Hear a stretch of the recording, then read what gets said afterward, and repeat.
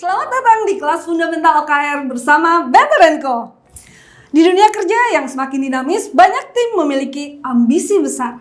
Namun sayangnya, tidak semua tahu bagaimana mengarahkan ambisi itu menjadi dampak nyata. Seperti kata John Doerr, tim yang benar-benar transformasional menyatukan ambisi mereka dengan semangat dan tujuan mereka. OKR atau Objective and Key Result adalah sistem yang akan membantu Anda mewujudkan itu. Di kelas ini, teman-teman akan mempelajari bagaimana cara menyusun OKR yang efektif, terukur, dan akan membawa dampak yang signifikan bagi perusahaan teman-teman. Mari kita mulai perjalanan ini bersama. Setiap tahun, banyak orang menyambut Januari dengan semangat baru. Ayo kita bikin resolusi, lebih sehat, lebih langsing, lebih produktif, lebih sukses. Tapi data dari Michael Hyatt menunjukkan realita yang berbeda. 25% orang melupakan resolusinya hanya dalam minggu pertama. 60% menyerah setelah 6 bulan. Dan yang paling mencengangkan, rata-rata orang mengulang resolusi yang sama 10 kali tanpa pernah berhasil mencapainya. Kenapa ya bisa begitu? Kayaknya itu gara-gara kita kurang niat aja sih. Tapi ternyata jawabannya bukan karena kita nggak punya niat yang cukup kuat. Atau bukan juga karena kita terlalu malas. Tapi kebanyakan dari kita nggak punya sistem yang bisa membantu kita, membawa kita ke arah tujuan yang kita harapkan. Resolusi gagal karena tidak terstruktur. Sebagian besar resolusi pun dibuat terlalu abstrak. Kita ingin hasil tanpa menetapkan langkahnya. Kita ingin output tanpa menetapkan apa sih yang bakal jadi inputnya. Contohnya, aku mau lebih sehat tanpa jelas. Apa sih artinya sehat? Bisa jadi lebih langsing, bisa jadi masa ototnya lebih baik. Lalu gimana ya caranya mencapai sehat tersebut? Kapan ya aku harus melakukannya? Dan apa sih yang harus aku ubah dari diriku saat ini? Resolusi juga seringkali terlalu banyak. Kita ingin semuanya berubah dalam waktu yang bersamaan. Tapi kita lupa, fokus adalah kekuatan. Hal tersebut nggak cuma terjadi di level individu, tapi juga bisa terjadi di level company. Misalnya, tahun ini kita pengen jadi market leader. Di saat yang sama, kita juga pengen ningkatin kualitas produk. Kita juga pengen memperluas distribusi nasional, menembus pasar ekspor, memperkuat digital branding jadi employers of choice, dan juga meningkatkan profitabilitas menjadi 2 digit. Ambisius? Banget. Bagus nggak cita-citanya? Pasti bagus banget nih. Tapi nggak fokus sehingga tidak doable. Perlu kita ingat bahwa resources kita tidak tak terbatas. Disinilah peran OKR membantu kita untuk fokus.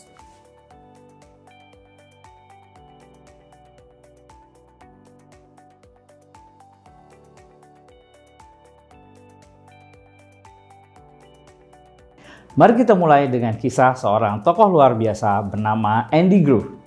Ia lahir di Hungaria dengan nama Andras Istvan Grove. Selamat dari Holocaust dan tiba di Amerika tanpa uang dan tanpa bisa berbahasa Inggris.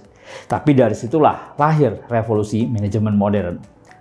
Grove bergabung dengan perusahaan kecil bernama Intel dan mengembangkan metode baru bernama OKR atau Objectives and Key Result.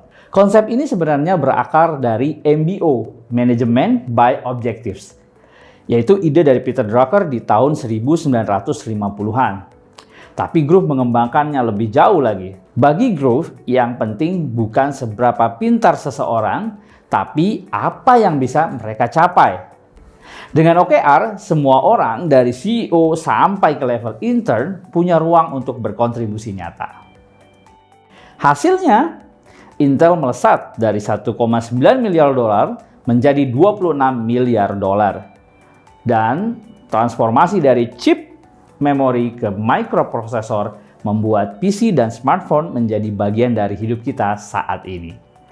Nah, salah satu murid Grove, John Doerr, kemudian memperkenalkan OKR ke Google. Sejak 1999, metode ini jadi fondasi pertumbuhan Google dan kini dipakai di mana-mana. Di perusahaan teknologi, di sekolah, bahkan di lembaga sosial seperti Gates Foundation. Seperti kata Grove, yang penting bukan seberapa banyak yang kamu tahu, tapi apa yang bisa kamu lakukan dengan apa yang kamu tahu. Sebuah filosofi sederhana, tapi mengubah segalanya.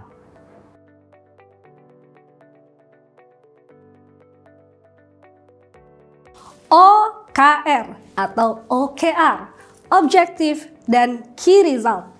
Ada 3 komponen dalam sebuah OKR. Yang pertama adalah objektif. Apa sih objektif tuh? Objektif tuh menunjukkan kemana kita ingin pergi atau apa yang ingin kita capai. Yang kedua, Key Result. Apa sih Key Result? Key Result itu parameter yang menunjukkan bahwa kita sudah ada di jalan yang benar menuju tercapainya tujuan tadi. Dan ada komponen ketiga di OKR yaitu inisiatif. Inisiatif itu adalah langkah-langkah nyata apa yang harus kita lakukan. Nah, ayo kita bedah satu-satu. Objektif yang baik itu harus seperti apa sih? Yang pertama, dia tuh mengungkapkan tujuan dan maksud yang ingin dicapai dengan jelas. Yang kedua, objektif ini nggak boleh biasa-biasa aja. Dia tuh harus agresif, aspirasional, dan actionable. Yang ketiga, dia harus nyata, nggak ambigu. Semua orang yang rasional bisa memberikan judgement apakah objektif ini tercapai atau enggak. Kemudian, objektif ini kontribusinya harus signifikan terhadap apa yang diinginkan oleh perusahaan. Biasanya dalam satu periode OKR, objektif itu hanya ada 1-3 saja. Banyak yang bertanya, kenapa sih objektif itu dibatasi cuma 1-3 aja?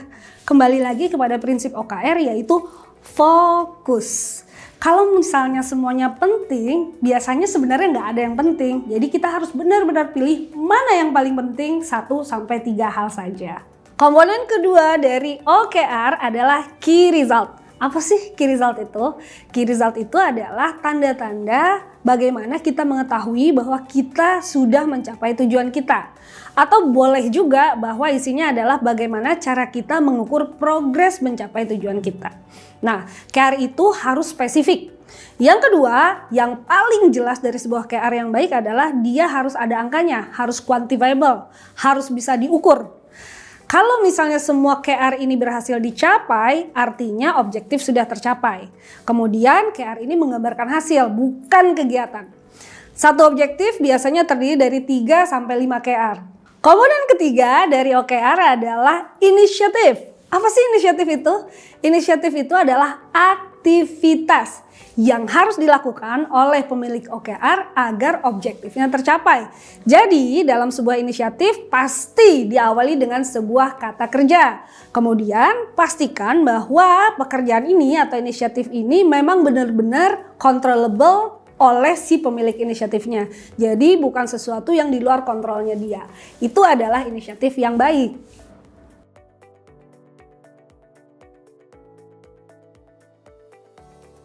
Untuk lebih memahami bagaimana cara membuat OKR di organisasi, yuk kita coba dulu pahami OKR lewat satu contoh yang dekat dengan kehidupan banyak orang. Apa itu? Nah, ingin punya tubuh yang ideal. Dalam OKR, kalimat itu adalah objektif. Jadi, objektif kita adalah memiliki tubuh yang ideal. Tapi OKR bukan cuma aspirasi atau keinginan. Kita perlu tahu bagaimana cara mengukurnya. Nah, contohnya seperti ini.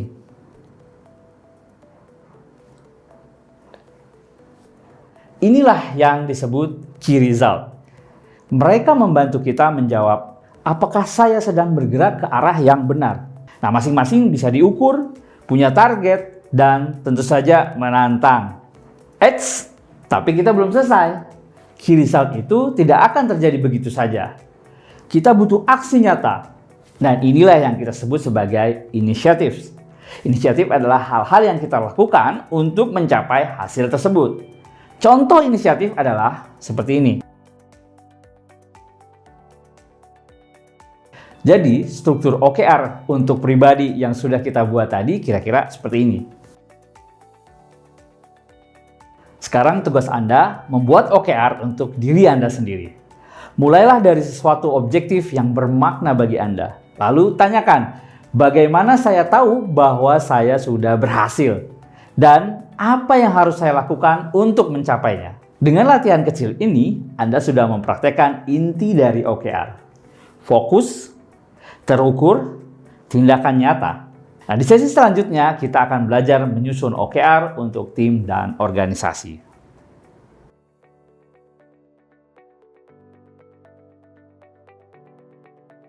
Tadi kita udah bicara mengenai apa itu objektif, apa itu key result, dan kita juga udah ngobrolin contoh-contoh nyatanya ya, objektif, key result, dan inisiatif itu seperti apa. Nah, sekarang kita akan menyelam lebih dalam lagi tentang objektif. Ketika kita merumuskan sebuah objektif, mungkin kadang-kadang kita ragu ya, ini udah objektif yang benar belum ya? Nah, ada beberapa hal yang bisa kita lakukan untuk memastikan bahwa objektif kita ini memang sudah baik gitu ya.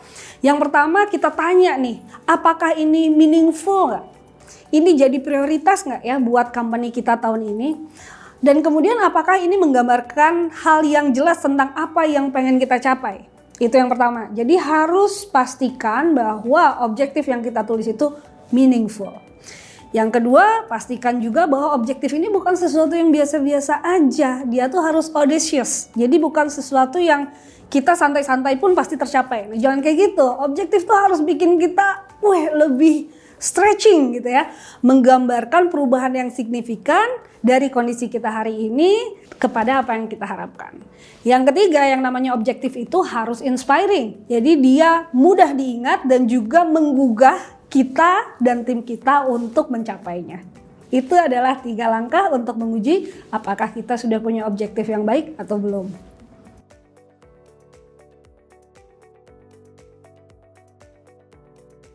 Dalam konteks perusahaan, teman-teman bisa menggunakan 5 kategori ini ketika menyusun objektif. Yang pertama adalah growth. Teman-teman bisa gunakan growth sebagai objektif, yaitu pertumbuhan bisnis perusahaan, pertumbuhan produk, ataupun pertumbuhan pasar. Yang kedua adalah bicara mengenai customer. Bisa bicara mengenai persepsi ataupun customer satisfaction. Yang ketiga, revenue, baik itu target pendapatan maupun efisiensi finansial. Yang keempat, performance, bagaimana reputasi dan kinerja kita di mata stakeholders. Yang kelima, bicara mengenai internal aspek, yaitu employee engagement, bagaimana culture kita, bagaimana keterlibatan tim kita di dalam perusahaan. Nah, silahkan dipikirkan mana sih yang mau jadi prioritas perusahaan kita hari ini. Di sini teman-teman bisa mempelajari mana sih yang masih poor objektif, mana yang sudah tergolong kepada good objective.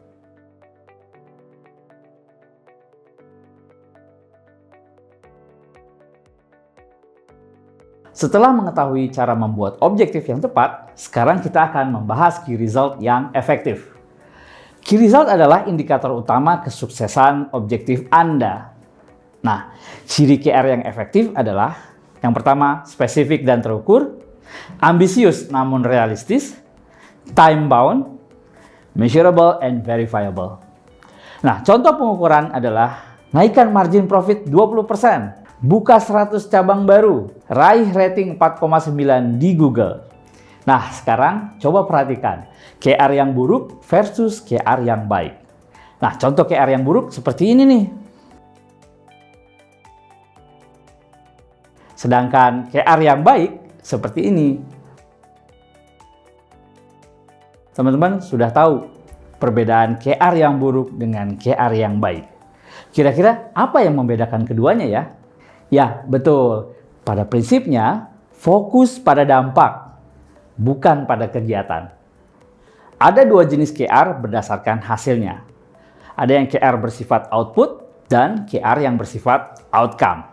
Output adalah hasil langsung dari aktivitas. Contohnya seperti ini. Nah, sedangkan outcome adalah dampak jangka panjang dari aktivitas yang kita lakukan. Contohnya adalah seperti ini.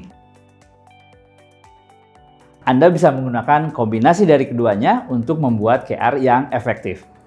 Karena KR adalah sesuatu yang harus bisa kita ukur, terkadang kita terlalu terobsesi dengan angka, tanpa menghiraukan kualitas dari hasil yang kita capai.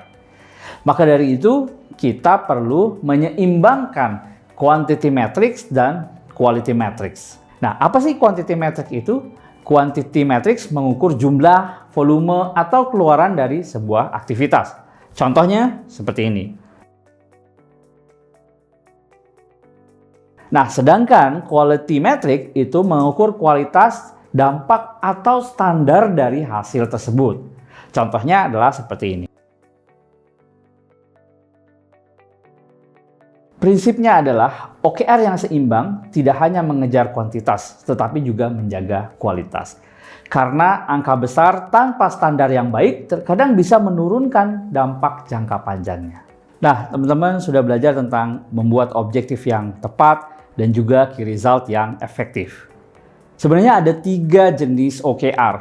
Yang pertama adalah committed OKR, yang kedua adalah aspirational OKR, yang ketiga adalah learning OKR. Ketiga jenis OKR ini sama-sama stretch. Apa bedanya? Di committed OKR, walaupun stretch, tapi kita harus mencapai 100% di cycle tersebut. Biasanya ini kita set untuk improvement dari existing process. Nah, sedangkan aspirational ini sangat-sangat stretch, sehingga 70% sampai 80% pencapaian saja bisa dianggap berhasil. Biasanya ini adalah project-project breakthrough dari current state, dari apa yang sudah kita capai saat ini.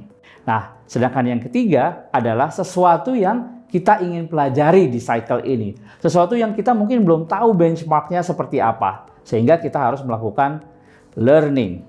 Dari ketiga jenis OKR tersebut, mana yang paling tepat untuk organisasi Anda? Tentu saja itu akan kembali kepada organisasi Anda. Yang pertama, apakah Anda ingin mencapai sesuatu yang esensial? Yang kedua, Anda ingin stretch atau mencapai sesuatu yang breakthrough? Atau bahkan organisasi Anda sedang belajar, learning, mau mendapatkan benchmark dari sesuatu yang ingin dicapai nantinya.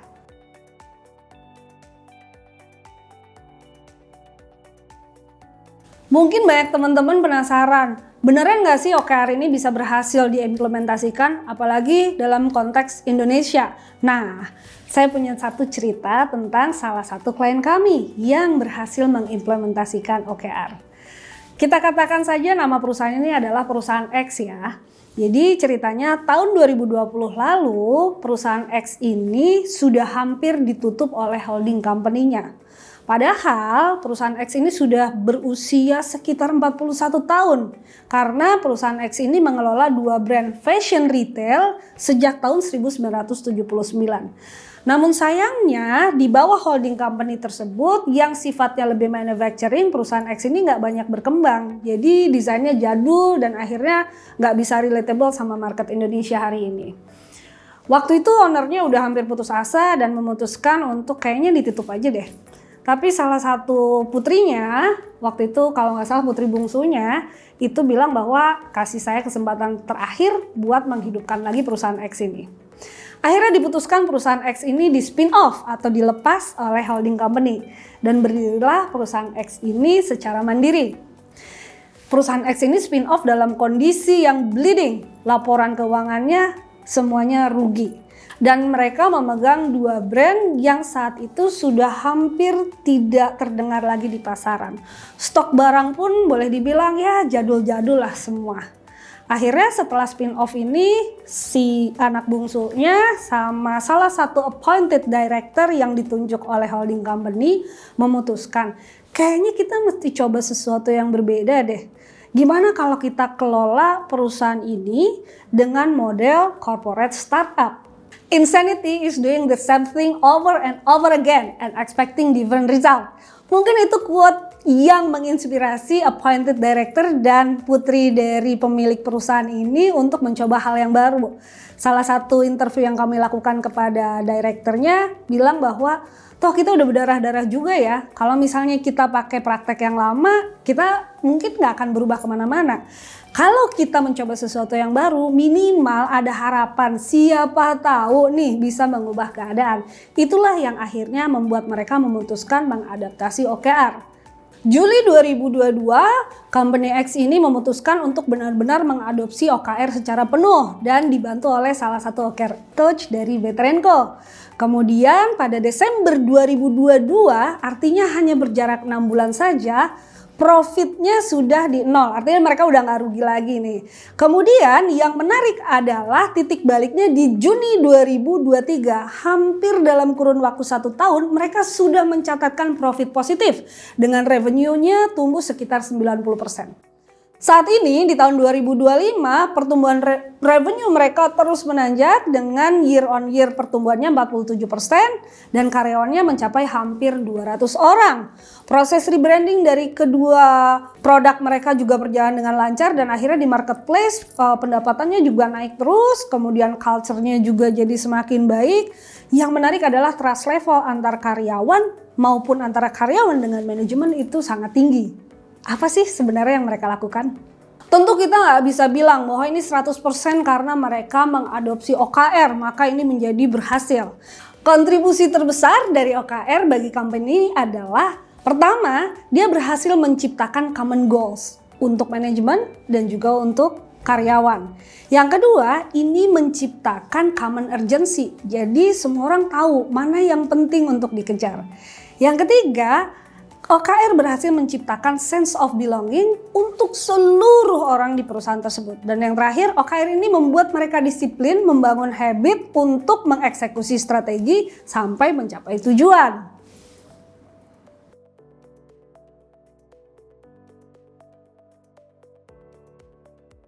Setelah Anda memahami bagaimana cara menyusun OKR, pertanyaan berikutnya adalah bagaimana memastikan bahwa OKR tersebut benar-benar berjalan? Kuncinya adalah pada CFR atau Conversation, Feedback, dan Recognition. CFR bukan pelengkap, tapi pondasi yang membuat OKR lebih bernyawa. Conversation adalah percakapan dua arah untuk setting dan tracking the direction atau target. Contohnya, gimana progres kamu minggu ini? Ada hambatan apa? Apa yang bisa saya bantu? Sedangkan feedback adalah umpan balik yang jelas dan membangun. Fokus ke masa depan. Feedback bukan sekedar memberi saran, tetapi juga sarana untuk mengembangkan individu dalam tim menjadi lebih baik. Sepertinya kita bisa membuat ini menjadi lebih baik dengan cara melakukan redesign halaman pendaftaran. Recognition adalah apresiasi atas usaha, energi, dan pencapaian-pencapaian kecil. Contohnya, keren banget, saya sangat mengapresiasi pencapaian kamu minggu ini. Dan yang terpenting, CFR membuat OKR menjadi alat pertumbuhan, bukan hanya alat pelaporan.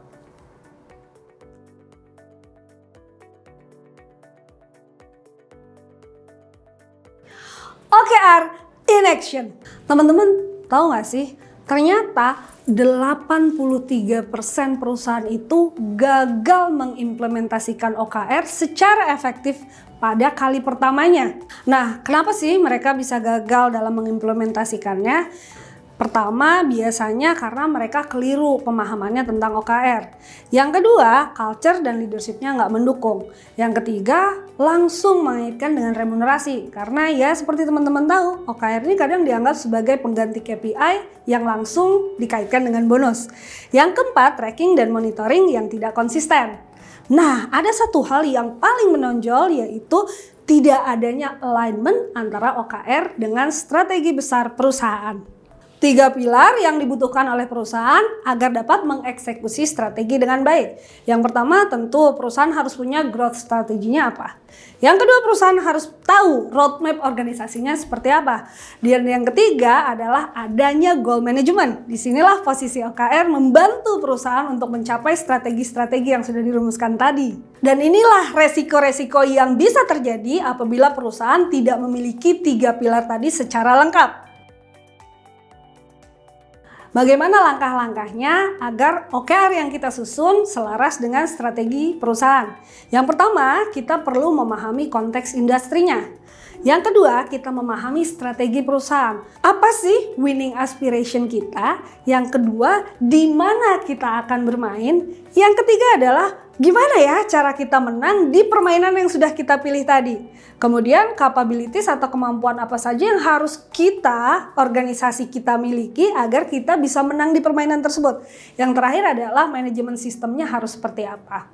Ketika kita sudah memahami konteks strateginya, yang ketiga kita perlu memetakan hal tersebut ke dalam horizon pertumbuhan dari perusahaan.